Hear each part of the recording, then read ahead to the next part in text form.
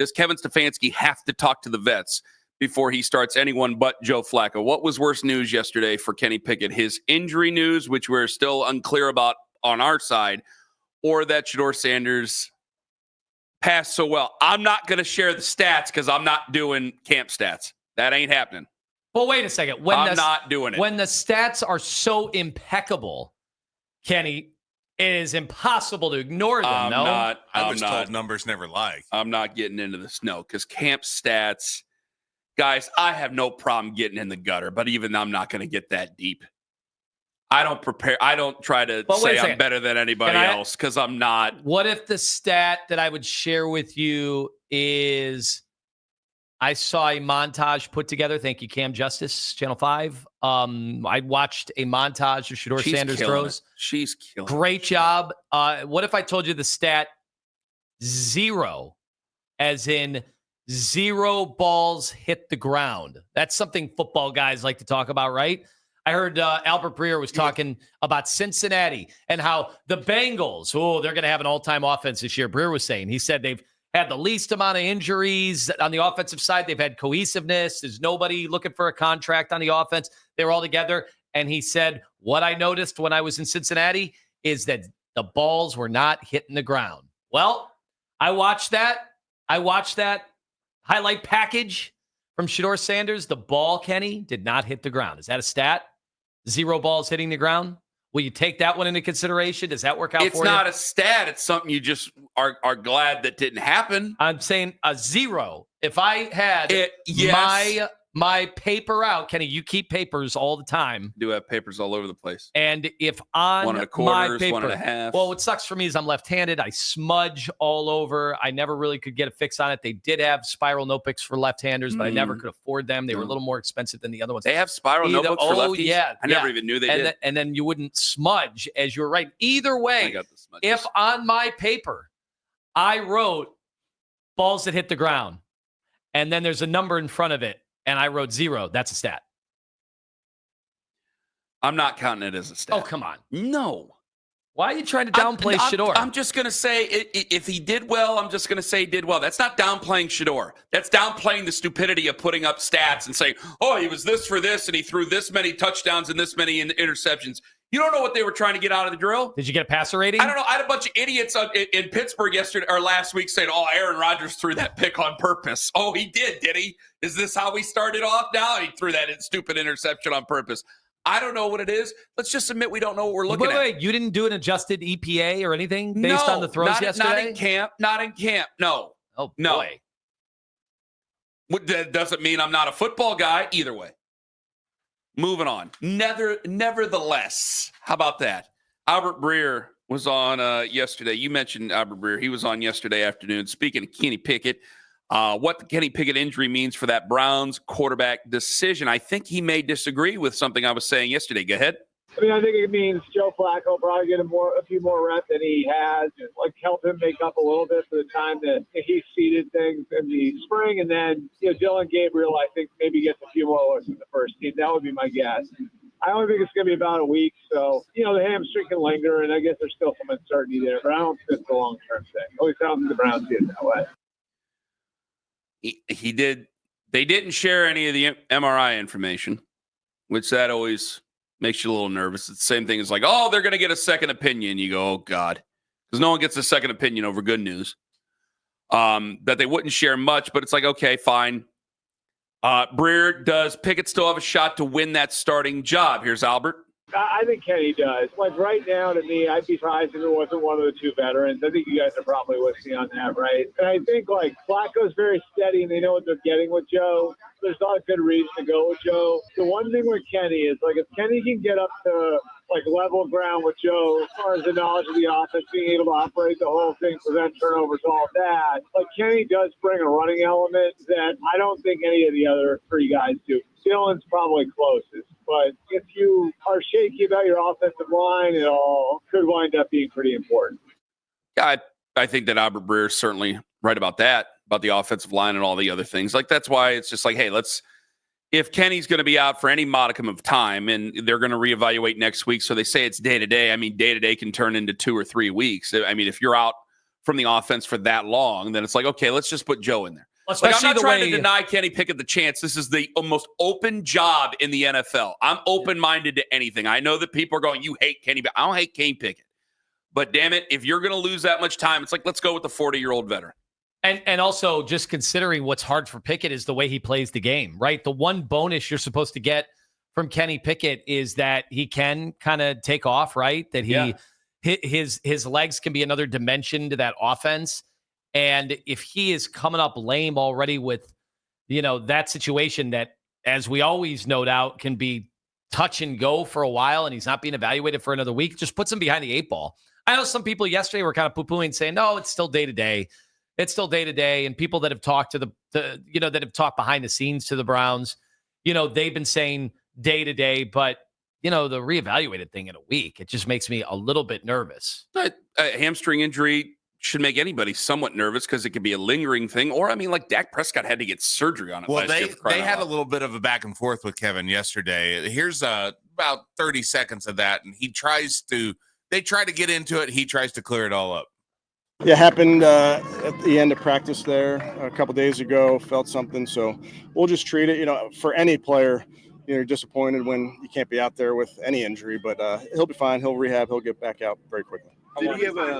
I don't have a timeline. With something like this, we'll see how it goes. But his mindset, my mindset, will just go day to day. Did he have an MRI on it or anything? Yes. Did he really tear or anything? Yeah, I'm not going to get into specifics on the injuries, other than to tell you he's going to do everything in his power to get back ASAP. I'd assume as much you would. Yeah, but just the fact that normally if an MRI is fine, there's no tears, there's no nothing. Normally they just say that. Mm-hmm. But can I share with you? Yeah. From what we were saying yesterday, did Shedeur Sanders, and you're saying 9 for 9, I ain't going to use any stats. Did he or did he not look good yesterday? I thought 2 throws in particular looked awesome. So, they looked like they look like special throws. And I understand guys aren't sacking them. They're not coming. One of them, there was a dispute between yesterday, Nick Wilson and Shedeur was in for Jonathan, and they were debating whether or not he would have been sacked. And then Daniel Oyefusi was Daniel the came on and said, tiebreaker. I would have called it a sack. He would not have gotten that off in a real game. Either way, the throw was perfect. I haven't seen the special throw, if that's a category, the special throws. Like Flacco, yesterday I saw him rifling balls around. Some of them didn't touch any receivers. That could be on the receiver. You just don't know, right? This is it. Right? They're working on stuff. But this is it. This is the entire thing of it. We said it all day yesterday. Dylan Gabriel and Shedeur Sanders, now that they're going to have a few more reps, they have to make the most of it. Yes. So Shedeur Sanders did what he was supposed to do yesterday and made the most of the opportunity that was presented to him because he had a few more reps without Kenny Pickett there and obviously made the most of the day. I did want to ask you about that, though. Go ahead. Of the 9 throws that I saw, 7 of them were just basically on the line of scrimmage, 5 yards or under. Mm-hmm. And now, a rookie trying to, I don't know if show off's not the right word at all. Actually, it's the wrong word. To make sure that they're not turning the ball over, putting the ball in harm's way. You would think, okay, that would be something a coach would like to see out of their young player. But yet I'm sitting there going, I want to see you test it. I want to see you test these DBs. I want to see you put these receivers out there in positions to make plays because they're trying to make a football team. Like, I want to see more of that. I get why a player would want to play it safe, especially with how jumbled up these guys are. But I'm like, man, let me see your special talents. On the 2 plays where he showed off his special talents, amazing. Amazing. Looked really nice. And you asked about what? He was... I'm not going to say the term that you put out there, the interception to touchdown ratio or the completions to incompletions ratio. I'm not doing camp stats. I got to be above something. I got to stand for something, damn it. I know I'm the biggest clown at the circus, but damn it, I'm not going to do that. I thought you'd be rearing it ready to go after the 2 perfect passes. No. One, I don't know how he thread the needle. I don't care whether he would have been sacked or not. How he thread the needle yesterday. And then, everything else was very close to the line of scrimmage. So I'd like to see, I did ask, would you like to see it open up a little bit more? Or do you think you have to run the offense? You have to prove to the coach you're not going to put the ball in harm's way a bunch? He did have like a 30-yard pass towards the back of the end did. zone. Oh, So yeah. doesn't that count? Yes. Oh, 100%. Okay. I'm saying, though, of the 9, there were only 2 of them that even had the chance to be really special, and I thought they both were, whether he was going to be sacked or not. Well, you're only going to get a couple of opportunities. You better make the most of those opportunities, and apparently he did. So I can't really take much out from him. Plus, you got to remember, who was he throwing to? I mean, you kind of made a mention that he's Salmonella. All right, Baskin. You want to Number reel it back in there? 87. I'm sorry. It's Sal Canella. It's Sal Canella. And then the other one starts with an L. This was a good show at one point, and you just ruined it. Who you was just jumped the shark. You're the Fonz. I think my eyes deceived me there because it looks like salmonella. It's Sal Canella. If you were a caller right now, I'd be doing silent game with you. Okay, yeah, it's Sal Canella. I'm looking right now. So yeah, you deserve it. It's not salmonella. I'm sorry. Stop it. I feel bad. Well, some of these guys at camp, I can't keep up with them. There's so many different players. They come in, they're there for a day. Hello. They got 90 of them. Yeah, there's a bunch of guys out there. You keep it up. You keep it up. It's going to be Carmen and Volnick in the morning. I'm not even going to stick you at night. You got to be entertaining to be at night. I don't know where I'm going to put you. Don't say it again. I know what you're thinking, and don't you say the word again. And then you help me out. God. Here we go. Gage Laverdane. Gage Laverdane. I think it's Gage. It's a Key and Peele skit all of a sudden. Laverdane. Okay, this is actually... Okay, now you're going somewhere with it. He's 5'8", and he had a nice catch. Okay. South Carolina. So you also got to remember who he's throwing to. Are we... What do you... Stop laughing at him. Your gut's just going to encourage him. Because now I'm just seeing... Stop it. I'm just seeing... Me off so much at the beginning of the show. He did. I'm just seeing Key and Peele go, Blake Whiteheart. Blake Whiteheart sounds like a wrestler on NXT. Salmonella. Gage Laverdane. Wide receiver, South Carolina. D'Artagnan Tinsley. Damn it. See, even you couldn't resist. I'm not doing wordplay on Sal Canella's name. Damn it, now you got me almost doing it. Number 42, Sal Canella's name. Easton Macadamia Nut Arnold. Okay, can I just say this before we get back to this Class A disaster? Flacicio, Let me get back. quarterback, Delaware. Let me get this thing back on the track for the Can love I of do God. the one from Colorado Stop State, it. the cornerback? Yeah, whatever, fine. This thing's already gone to hell. Chigazazi Azanuzium. Almost dumped you. That's what it What? is. CHIGOZIE, number Where's he at? 35. Is this on offense or defense? Did This is say Ozzie defense. Newsome in there too. I did also say a Brown. I named 2 players, and one's a great. Number 35, Kenny. I can't. Oh, there he is. Okay. All right. Here you go. Okay. You gonna do Lamarian James? No, we're gonna move on. All right. Ethan. I think it's Pocket. Lamarian James. Okay. Winston Reed, you know that name. Oh, yeah, there you go. You know Got Winston, that big one. win. The command Big hit win. of that name. I love the name Winston. All right. Can I go on ahead. with this now? Yes, let's a serious show. Because this is going to be true football nitty gritty stuff. You might even want to good. hit that if you want to. This is real nits and grits. It's not just about Shedeur. As I was trying to make the case 18 minutes ago before you guys started going in on names over here, is that you also have to take into account who he's throwing to. Am I expecting to get an entire route tree out of Sal Canella? I don't think I necessarily am. So if I'm only going to run so many things, then I can only throw to so many different routes. So if it's 3-yard outs or something like you just said, then I guess it's 3, 5, 7-yard outs. If it's drag routes across the middle for 6 yards, and it's drag routes across the middle for 6 yards, I can only throw to who's out there. If it were Jerry Jeudy, yeah, Jerry Jeudy can run any route on the tree. That's why Jerry Jeudy was a first-round pick. That's why Jerry Judy's our number 1 wide receiver. If it were any of the big names we've had in the past, Odell, Jarvis, you name it, then we would have done it. But with a lot of these other guys, it's like, hey, I don't know exactly what routes that they can run. I don't know. They know.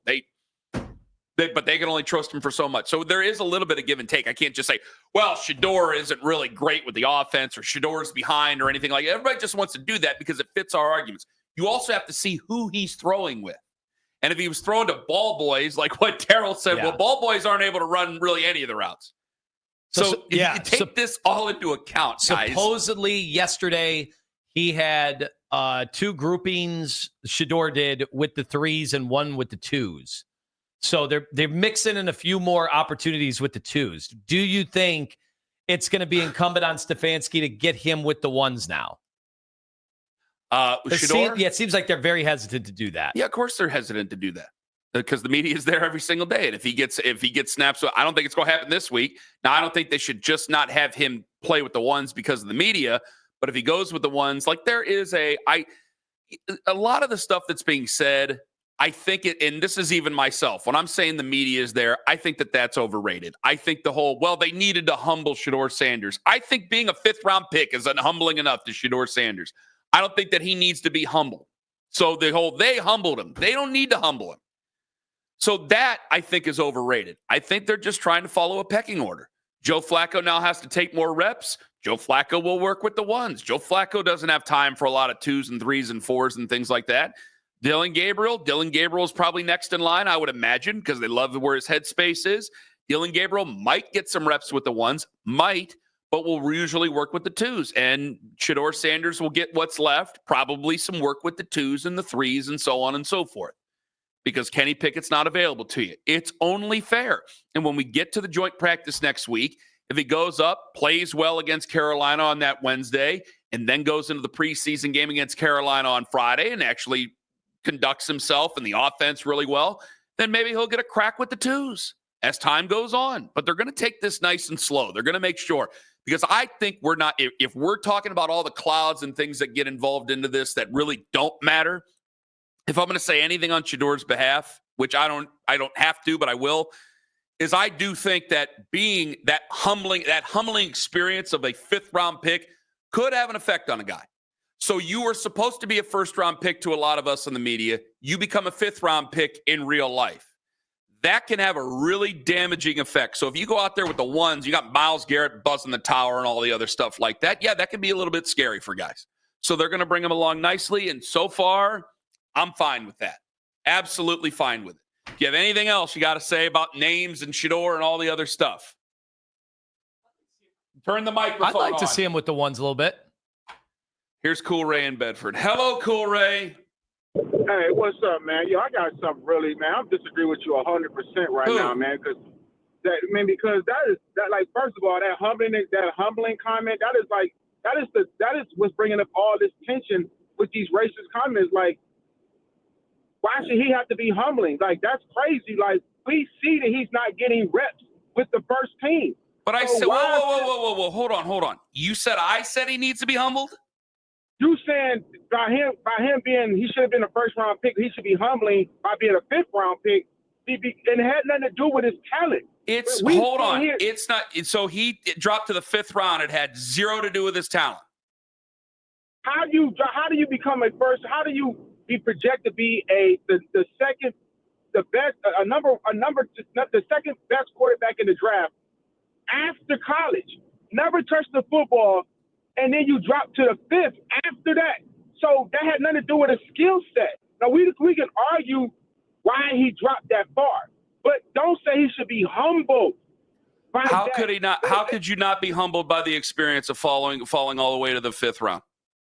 How could you not? Okay, you could be, but look what's happening to him. You're making an argument right now that I'm arguing, Couré. I'm arguing for Shedeur Sanders this whole time. But he's not even having an opportunity to play with the 1st-rounders or the first team. Okay. And then we're saying that what he's doing because who he's throwing to really shouldn't matter until the joint practices. No, if it's a true competition, no matter who he's throwing to. It's not a true competition. So no matter who he's throwing to, shouldn't we be looking at his productivity? If he's out, if he's throwing lasers, if he's dropping the ball where it's supposed to go, Isn't that what we should be looking at? You're addicted to the. How placement? many arguments do you have a day about Shedeur Sanders? I want to know. Me? No, Yes. Me, I have. Listen, this argument. How many not really arguments do you about get Shedeur. into a day about It's Shedeur about Sanders? Zero. It's about how I don't the believe you coaching at all. staff is using him. It's I don't believe you at all. It's how it's using him. It's We're how not they're even seeing using him. him. What are It's you just like talking about? We want to see him with the first teamer to see if he is Who's we? getting first. Who's we? I think the general public would love to see him with. I think I can speak for you guys. The general public you would like guys to would see a love lot to of see things. him. I think the Browns are bringing him along the right way. How can you say that if he's not even being seen with the first teamers? When you want to see him with the first teamer, just in case. Eventually, How I can don't you need to say that? see him in the first week of practice. Isn't that what a competition is for? It's not just in case. I'm not going to raise my voice and lose my mind here. It's not a competition. But This isn't is that what we were not a told? competition. They say a lot of things. I think you probably know by now the Cleveland Browns and all professional sports teams say a lot of things. Do you believe that this is a competition? Are you really going to hold that to them that this is a competition when he's throwing to Sal Cannella, a guy who Lyman made fun of the guy's name for 5 minutes? I just read it wrong, and I apologized for it. Is that what you really believe? As a professional, as a sports professional, as a sports Salmonella. professional who God. who covers the Browns, wouldn't you want to see the best quarterback take the field in week one, regardless of who it could be? So wouldn't you want to see if this guy is ready? So I'm going to throw him in with the first teamers just because I want to see. I just want to make sure he's ready. You want to see if the best quarterback takes the field. This is why people pay their money. We cannot act like this doesn't matter. That fans pay their money to go see the best player take the field. This was wrong here. Get into training camp for free. Do you have anything to say on this?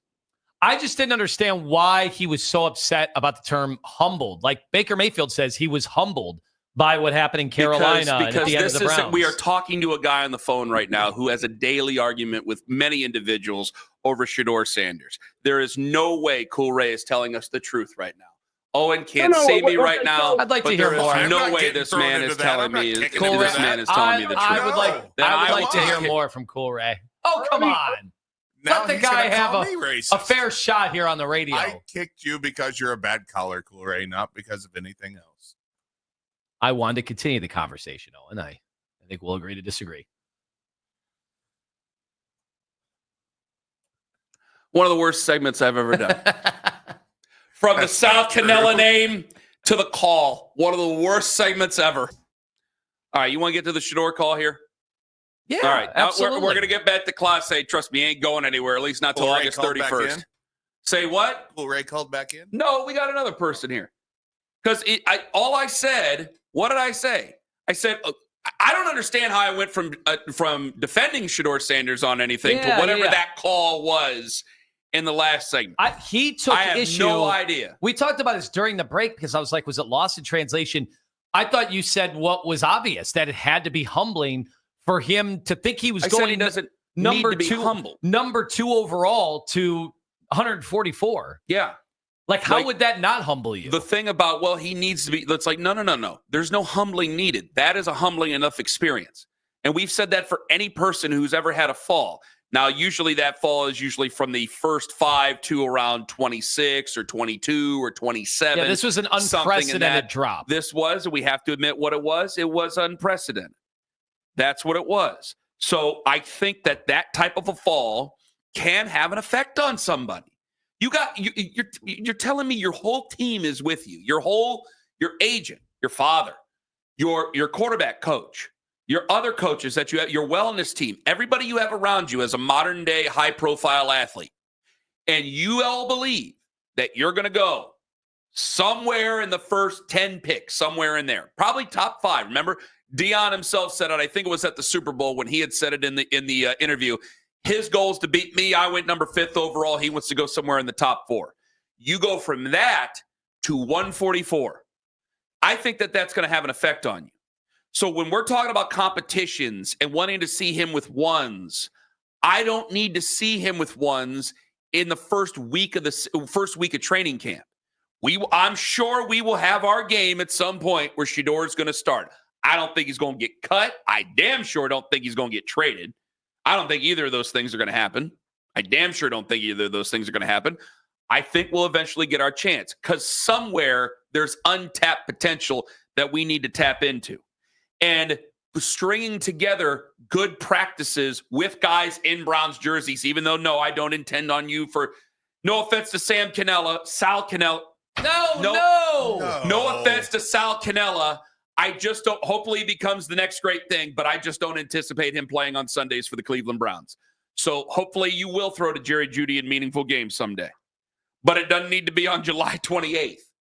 You need to command the offense. I would like to see, if I'm in a huddle with Shedeur Sanders, I'd like to see him maybe correct some of the guys. If I'm one of these coaches, hey, this is what you do. This is what you do here. That's what you do there. Whoa. I threw it there. You're supposed to be there. That's the wrong route. This is the wrong ski. Like these type of things, I would like to see a little bit more of that. See, this is the stuff that me standing on the sideline as Joe Media Kenny Carmen doesn't get to see into. So that's why I do draw umbrage with, he went 9 for 9 yesterday. Oh, he went 7 for 11 yesterday. Bad day at the office. I went 4 for 12. You don't know. You don't know any of it. You don't know the situation.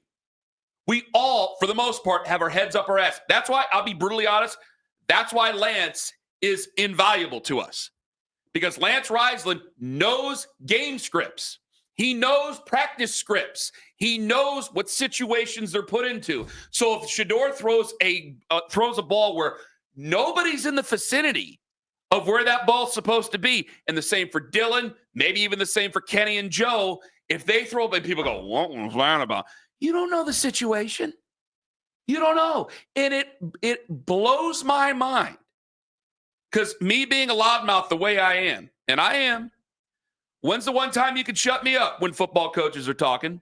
Because you got guys who've been doing this a hell of a lot longer than me, and for whatever reason, they just won't shut their damn mouths when a head football coach or when a football coach in general is trying to teach them something. Actually takes the time to do it.